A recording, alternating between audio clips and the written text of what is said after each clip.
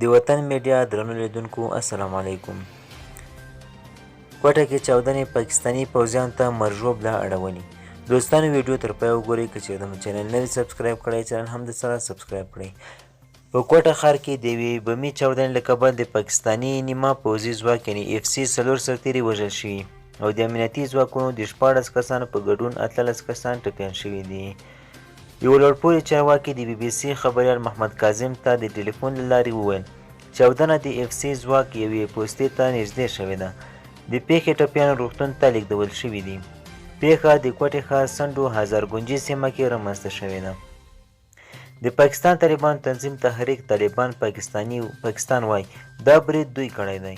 د پاکستاني طالبانو په یوه وینا پاڼه کې ویل شوي د کوټې ښار مستونګ روډ سیمه کې د یوه ځوانمرګي واسکټ او له باروتو ډک موټرسایکل په وسیله پر FC ځواک برید شوی دی.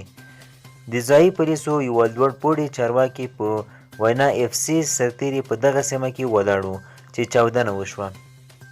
د نوموړي چارواکي په وینا د چاودنې پایله کې 2 سرتېري ځای پر ځای وژل شوي او 2 نور په روغتون کې ساه ورکړې. د چارواکي په خبره د پیښې په هکله پلټنې پیل شوي دي خو لومړنی شواهد ښیي چې دا یو ځانمرګی برید و چې امنیتي ځواکونه یې په نښه کړي دي. عیني شاهدان وایي د پیښې ځای کې د امنیتي ځواکونو ویجاړ شویو موټرو ترڅنګ د یو موټرسایکل ټوټې هم لیدلې دي. د بلوچستان کورنیو چارو وزیر میرضیاء الله لانګو دغه برید غندلی او له اړوند چارواکو یې معلومات غوښتي.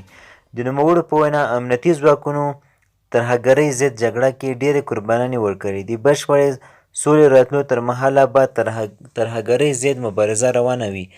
ښاغلي لانګو وایي داسې پیښې به د امنیتي ځواکونو پر مورال اغېز ونه کړي. له دې پیښې نږدې 1 میاشت مخکې د کوټې ښار سرینا هوټل ته 13 د اګست په 8 یوه زوروره چاودنه وشوه چې 2 پولیس سرتېري پکې وژل شوي وو او د 8 پولیسو په ګډون 25 کسان پکې ټپیان شوي وو. دوستانو ویډیو تر همدې ځایه وه. د لا زیاتو معلوماتو لپاره زموږ چینل سره سبسکرایب کړئ. مننه.